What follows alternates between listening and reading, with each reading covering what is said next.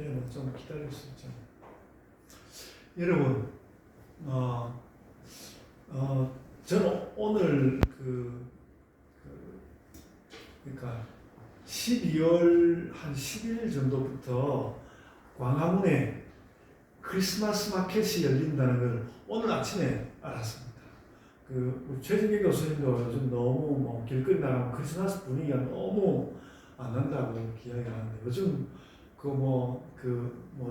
지적 소유권 그것 때문에 그걸 이렇게 길거리에서 마음대로 털어놓을 수 없는 그런 형편이 있다는 이야기도 듣고 그랬는데, 그래서 그런 것이 우리가 불편하다면 우리는 이제 그 광화문 광장에 가가지고 그 크리스마스 마켓에 가면 좋을 것 같아요.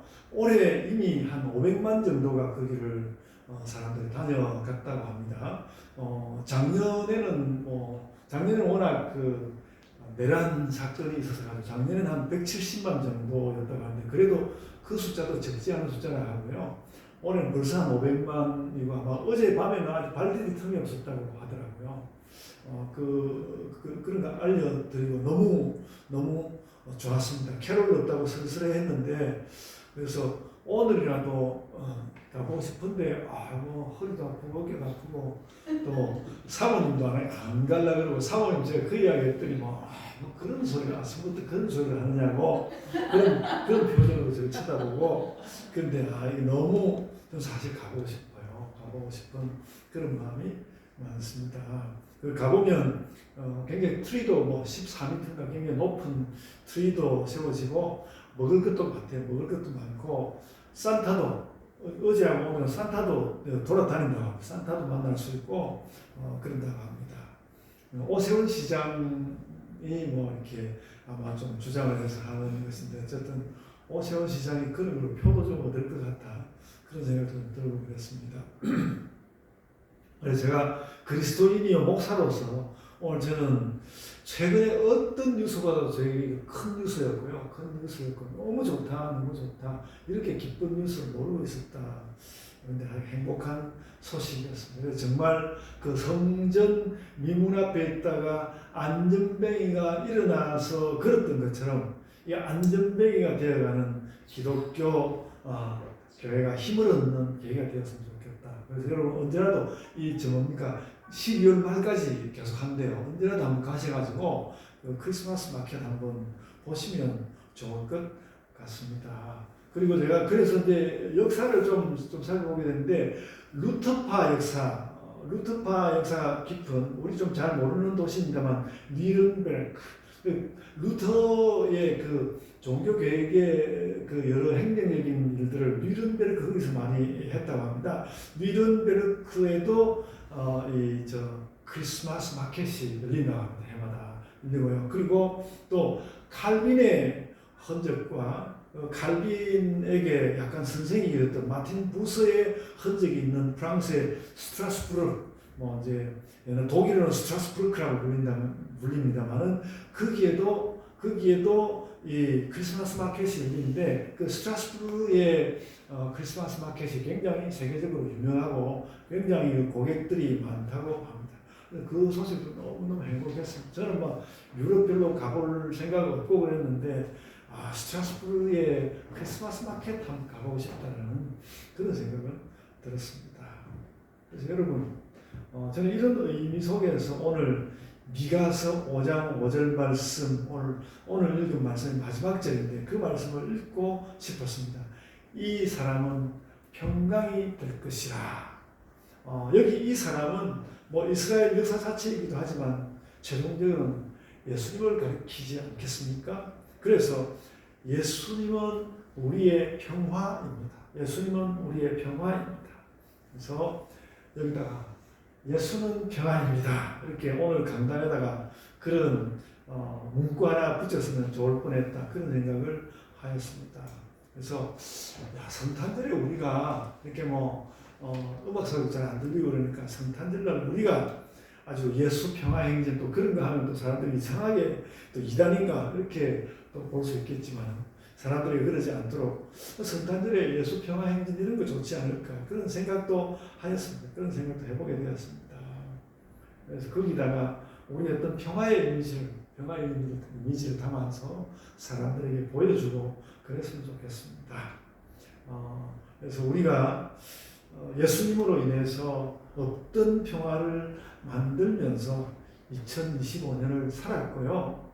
또 2026년에도 예수님은 평화입니다. 예수는 평화입니다. 이것이 오늘 제 성탄 메시지입니다. 예수는 평화입니다. 그런데요, 그래도 오늘 말씀은 그 절망의 시대를 살았던 미가의 눈으로 보는 평화의 비전입니다. 근데 여러분, 예수님이 탄생하셨던 그때도 미가의 시대에 못지않게 매우 절망적인 시대였습니다. 그러니까 그런 절망을 딛고 예수께서 오셨기 때문에 오늘 아주 평화가 많고 매우 발전한 시대에도 그 예수님의 탄생을 사람들이 기억하고 기념하고 그러는 것 같습니다. 그래서 그 절망적이던 시대에 미가 선지자의 시선을 가지고 오늘 예수님의 탄생을 한번 보았으면 싶습니다. 아마도 미가는 매우 절망적인 상황에 있었는데, 그래서 그 자신의 이 예언서에서 말할 수 없이 많은 절망을 표현하였습니다. 절망을 표현하였는데, 그 절망을 표현하는 그 미가 선지자의 마음에는 오직 이 평강의 소원이 가득했던 것입니다.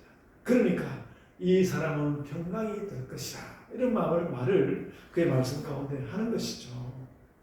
그래서 저는 이것이 어떤 그 선지자의 시선이고 또 예수님의 시선이고 그렇다고 생각합니다. 우리 사람이 사는 곳에는 늘 죄와 악이 발버둥치고 그 결과가 또 끔찍하지만, 그래도 사람들은 그런 참혹함을 굳이 넘어서 하나님께서 주시는 평화의 빛을 보려고 그렇게 우리가 애쓰고 있는 것입니다. 어쩌면 신자의 삶은 그것이 전부일 수 있습니다. 이렇게 비참함이 많은 이 세상 가운데서 하나님 주시는 그 빛을 보고 그리고 또 사람들과 나누고 싶고, 그것이 또 신자의 삶의 전부 아닐까 생각이 된다는 것입니다. 그래서 하나님께서는 우리에게 평화를 주시고 싶고, 하나님은 우리에게 평화를 주시고 싶고, 우리는 마음을 주술러서 그 하나님의 평화를 보고 받고 싶은 것이죠. 이 사람은 평강이 될 것이다. 아멘. 그렇게 말씀하였고요. 이 미가서 말씀에 누가복음 2장 14절 말씀이 호응합니다. 누가복음 2장 14절, 지극히 높은 곳에서는 하나님께 영광이요 땅에서는 하나님이 기뻐하시는 사람들 중에 평화로다. 누가복음 2장 14절. 오늘 성탄을 받아서 선지자의 예언과 아기 예수의 아름다움이 이 시기 우리의 때깔과 능력이 되었으면 좋겠습니다. 예수님의 그 아름다운 탄생이 우리의 때깔과 능력이 되었으면 좋겠습니다. 여러분, 제 이야기 잠깐만 합니다. 요즘 저에게는 새벽 기도회가 새로운 일입니다. 지금 이제 이번 주 3주째 맞이하였는데요. 요즘 이 새벽 기도회를 하면서 어떤 이중의 기쁨과 평화가 있는 것을 느낍니다.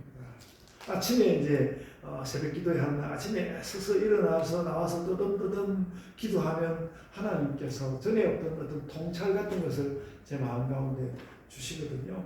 그것이 첫 번째 기쁨이고요.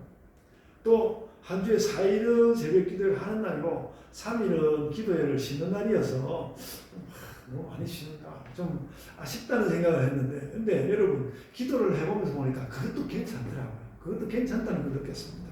그래서 기도를 쉬는 날에는 좀 더 깊이 안식하거나 그날 일에 좀 더 집중하는. 그래서 오늘도 이렇게 11시에 예배를 들으니까 오늘 새벽 기도회는 따로 안 했거든요.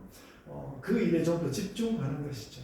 이것이 두 번째 기쁨입니다. 그래서 새벽 기도회 하는 날은 하는 날대로 기쁘고, 또 그렇게 하고 있으니까 안 하는 날은 안 하려면 또 안 하는 날대로 기쁘고, 이중의 기쁨이 있는 것을 느꼈습니다. 어떤 영성신학 책에도 나오지 않는, 그러나 번잡한 이 시대에 누구라도 생각할 수 있고 누릴 수 있는 그런 저는 기쁨이라고 또 그런 평화라고 생각합니다. 꼭 그와 같이 여러분의 삶이 굉장히 막 너무 좋아가지고 막 품고 싶고 너무 하나님께 감사하고 싶은 그런 날이 있겠지만, 그렇지 않은 날들도 있을 텐데, 그래서 여러분의 삶이 어떻게 전개되든지 간에 여러분 생활과 마음이 하나님 주시는 평화에 늘 가서 잘 닿기를 원합니다. 여러분 삶의 모양이 어떤 것이든지 간에 이 똑같이 그런 평화를 원하는 미가의 묵상은 우리보다는 좀 더 치열했던 것 같습니다. 저는 뭐 새벽 기도에 이야기하는 정도지만 치열했습니다.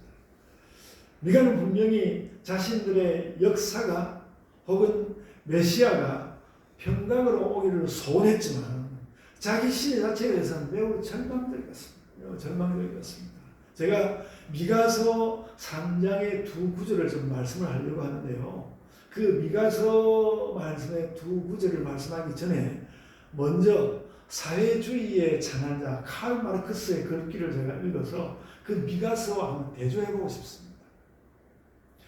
공산주의 사회의 틀을 닦은 칼 마르크스는 독일 이데올로기라는 책에 멋진 글을 남겼습니다. 공산주의 사회에서는 누구든지 아침에는 사냥을 하고 오후에는 낚시를 하며 저녁에는 가축을 기르고 저녁 식사 후에는 비평을 할 수 있다. 나는 결코 사냥꾼, 어부, 목동 또는 비평가가 되지 않는다. 내 살고 싶은 대로 행복하게 산다는 그런 뜻이죠. 그러니까 당신도 공산주의자가 되라고 마르크스가 사람들을 향해서 가스라이팅하는 글이었습니다. 굉장히 아름답지 않습니까? 저도 30대에 이 막시즘 공부를 하면서 이 글귀가 그렇게 참 마르크스가 이런 글도 썼구나 굉장히 좋았습니다. 여러분 그러나 반면 오늘날 우리나라 우리 북쪽에 있는 북한 주민들이 겪고 있는 말할 수 없는 그 극한의 고통에 대하여서 마르크스는 이만한 글을 쓴 만큼의 책임이 저는 있다고 봅니다. 그래서 참 글은 아름답지 않습니까? 어쨌든 마르크스는 정말 이런 환상적인 나라를 꿈꿨고요. 유럽에서는 그런 것이 어느 정도 이루어졌습니다. 어느 정도 이루어졌고요. 남미의 또 어떤 나라들에서는 아직도 마르크스의 그런 말을 보면서 잘 살려고 노력하는 기초가 되고 있기도 합니다. 나쁘기만 한 것도 아니고 좋기만 한 것도 아닌데 마르크스는 어쨌든 자기가 생각하는 미래, 자신의 그 미래에 대해서 자신의 생각에 대해서 이렇게 아름다운 말로 표현하였습니다. 여러분, 물론 미가서가 여기 많은 말들이 많이 있지만 오히려 미가서 3장의 말씀은 그 마르크스의 그 아름다워 보이는 그 말과 대조적으로 매우 참혹합니다. 미가 3장 2절과 3절 말씀인데요. 한번 성경 표현을 한번 보십시오. 미가 3장 2절과 3절입니다. 너희가 선을 미워하고 악을 기뻐하여 내 백성의 가죽을 벗기고 그 뼈에서 살을 뜯어 그들의 살을 먹으며 그 가죽을 벗기며 그 뼈를 꺾어 다지기를 냄비와 솥 가운데에 담을 고기처럼 하는도다. 여러분 이런 끔찍한 걸 읽어본 적 있으십니까? 아마 세계에서 가장 끔찍한 글이라고 할 만한 그런 거예요. 이 미가라는 사람이 엄청나게 공부를 한 사람도 아니고 무슨 이데올로기를 배운 것도 아닌데 이런 글을 썼단 말이에요. 이 글을 썼는데 그러니까 그가 사람이 사람을 착취하는 것을 그러니까 그 당시 유대와 이스라엘을 봤는데 사람이 사람을 착취하는 것을 그 고대에 이만큼 참혹하게 느꼈다. 그러니까 너무너무 우리가 이렇게 이 이스라엘 지도자들이 우리를 이렇게 힘들게 하는 건 너무너무 참혹하게 느껴집니다. 그 참혹함을 여기다가 표현을 해놓은 거예요. 이보다 더 비참하게 설 수 있을까 할 만큼 비참하게 됩니다. 여러분들이 큐티하면서 이 성경을 또박또박 읽었다면 좀 소름이 끼칠 만큼 이 말씀 앞에서 입이 딱 벌어졌을 것입니다. 여러분 이 미가는 모레셋이라는 그 예루살렘에서 어느 정도 떨어져 있는 아주 작은 마을에서 아마 나고 자란 그런 선지자였습니다. 그런데 그런 미가에게 하나님의 말씀이 임한 것이죠. 안 되겠다. 저 예루살렘 사는 고위층 저것들은 백성들의 마음을 모르니까 그러니까 시골뜨기 네가 일어나서 가서 백성의 마음을 알려야 되겠다. 그래가지고 그 동시대에 학식 깊고 정세에 밝은 이사야 선지자와는 완전 다른 예언을 이렇게 미가서를 남겨놓은 이사야와 같은 시대 사람이거든요.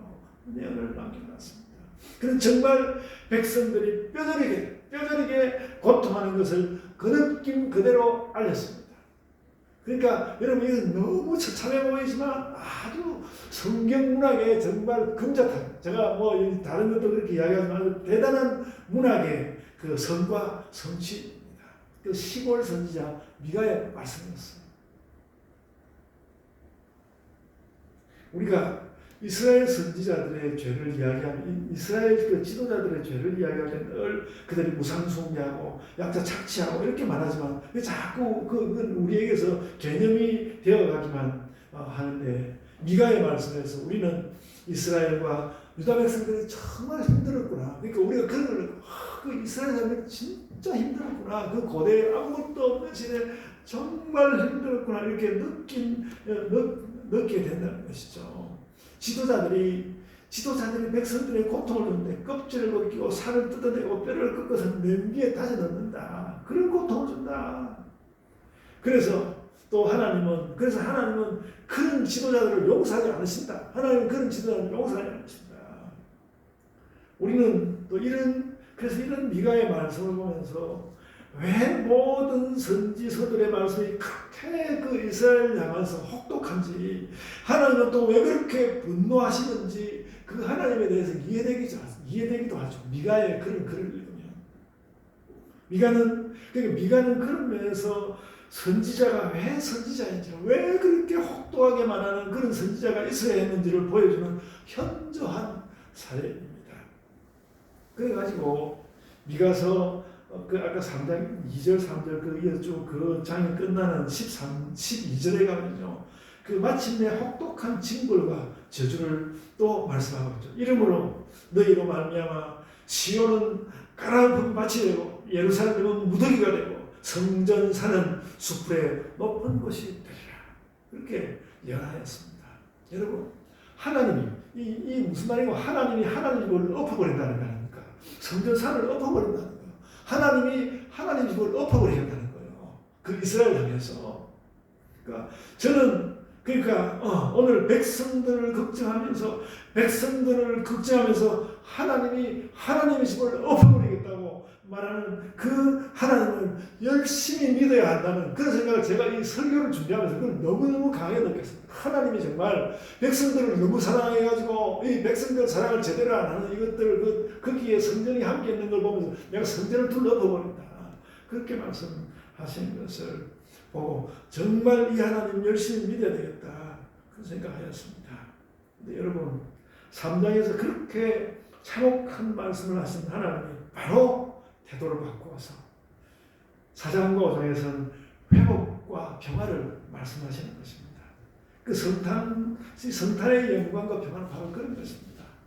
말할 수 없는 그런 세상에 예수께서 오셔서 이렇게 영광과 평화를 주시지 않았습니까?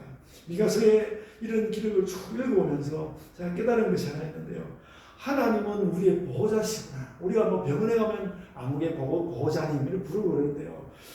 하나님은 우리의 보호자시구나. 우리를 보호하시는 분이구나. 자기 집을 내가 너희들 이러니까 내가 내 집을 둘러 엎어버린다. 그렇게 말할 만큼 예수님이 절전한 그런 보호자시구나. 하나님은 우리의 산성이라고 쉽게 비유할 수 있지만 비유 말고 실제로서 하나님은 우리의 보호자시구나. 오늘 본문이 시작하는 4장 9절 말씀에 그런 인상이 잘 드러납니다. 이제 네가 어찌하여 부르짖느냐? 너희 중에 왕이 없어졌고 네 모사가 죽었으므로 네가 해산하는 너희처럼 고통하느냐? 이 말은 그렇게 친절해 보이진 않습니다. 너 왜 이렇게 소리를 지르느냐? 너의 왕이 없어서 걱정이냐? 또 네가 고통을 당해보니까 해산하는 여자가 이런가 싶으냐? 이렇게 좀 굉장히 시니컬하게 말씀하는데요. 조롱하는 듯이 이제 알겠냐는 듯이 차갑게 따갑게 말씀하시지만 이런 이미지들이 다 너희가 보호자가 필요하다. 너희가 보호자가 필요하고 내가 그 보호자가 되어주마. 내가 그 보호자가 되어줄 것이다. 제가 그 중에 왕 이야기를 하고 있습니다. 여러분 백성에게 왕이라고 무엇입니까? 백성에게 왕이란 무엇입니까? 백성들의 고통 일반을 또 고통 그 전부를 알고 해결해 주는 사람, 그게 왕이죠. 그게 왕입니다. 그게 왕. 역사 가운데 그런 왕이 별로 많지 않다고는 하지만 원래 왕은 백성들의 보호자라는 것이죠. 백성들의 보호자라는 것이죠. 그러니까 모든 부족과 결핍에 응답하는 왕이 없어서 부르짖고 외치고 아우성인데 하나님은 그것을 만져주시는 보호자로 우리에게 오신다는 것이죠. 그러므로 오신다. 우리는 그런 하나님을 원하는 것이고요. 하나님은 또 그런 보호자이시고요. 그 보호가 끝내 그 이스라엘에서 끝내 제대로 작동하지 않기 때문에 예수 그리스도께서 오신 거예요. 예수께서 오신다. 성탄은 그 예수께서 오신 것이다. 보호자 하나님께서 예수 그리스도의 그 몸을 입고 오신 그날이다. 성탄이다. 나의 고통에 부르짖음을 들어주시며 보호하시는 왕으로서 그래서 일단 너희가 악행만 아니라면 무엇이든 하나님께서 보호해 주시고 그래서 내 고통을 완화하거나 혹은 제거해 주시는 보호자 하나님, 우리는 바로 이 보호자 하나님을 만날 마음으로 늘 하나님께 나아가는 것입니다. 하나님과 예수님은 그런 분입니다. 우리가 한 가지 만나는 일들마다 거기서 바로 그 보호자 하나님 모습이 관철되고 만약에 뭔가 구체적으로 잘 안 되는 것이 있다면 우리는 그 예수님 구속사역처럼 하나님 쪽에서 뭔가 하나님 쪽에서 희생도 하고 회복도 해주시고 하나님 짚고 둘러 엎어버리겠다고 말씀하시지 않습니까? 그 일이 계속 이루어지도록 그렇게 하나님 그렇게 우리를 보호하신다는 것입니다. 그리고 우리는 그 하나님을 마음으로 느끼는 것이죠. 그 하나님을 마음으로 느끼는 자 그들이 바로 신자인 것이죠. 근데 그런 일이 실제로는 잘 안 일어나잖아. 실제로 잘 안 일어나잖아. 그런 마음이 저도 설교를 이걸 어떻게 이거 봐야 하나. 그런데 실제로는 또 잘 안 일어나잖아. 이런 생각이 든단 말이죠. 그러면서 예수님과 하나님이 뜻은 좋아도 실효성은 없다고 하는 사람들이 많습니다. 그런데 우리 신자는 마치 하나님의 세미한 음성을 들으려고 하는 것이 내 삶 가운데서 하나님께서 오늘도 구원을 베푸시는 그것을 발견하면서 살고 있는 것입니다. 제가 아까 새벽 기도하는 날은 기도를 하니까 좋고 또 안 하는 날은 안 하니까 또 그런 또 기분이 있다고 그러지 않았습니까? 그 말이 물론 틀린 건 아니지만 그 말도 할 수 있죠. 그거는 목사님 혼자 기도하십시오. 그러고 나면 나한테는 별것도 아니다. 그렇게 말할 수 있지 않겠습니까? 그렇지만 그러니까 정말 인생의 큰 문제에 대해서 보호를 받는 건지 잘 모르겠어요. 이렇게 의문이 생기지 않습니까? 의문이죠. 굉장히 사실 답하기 어려운 문제인데 늘 제가 이 문제에 답하려고 노력하지만 답이 잘 안 되는데요.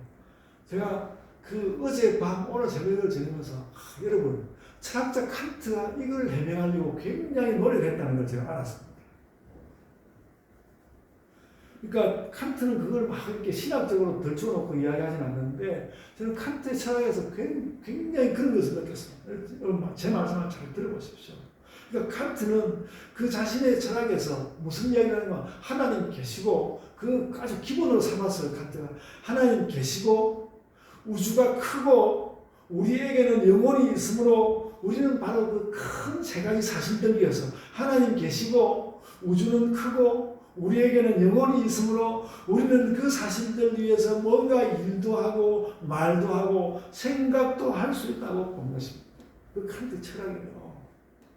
이게 속 시원한 대답은 아니지만 하나님은 그런 무한의 배경을 가지고 무한의 어떤 철학의 큰 배경이 되는 것처럼 무한의 배경을 가지고 우리를 보호하고 계신다는 것입니다. 보호하고 계신다. 그래서 제가 정말 오늘 지내면서 이 칸트라는 철학자 정말 대단한 철학자다. 그걸 느꼈습니다.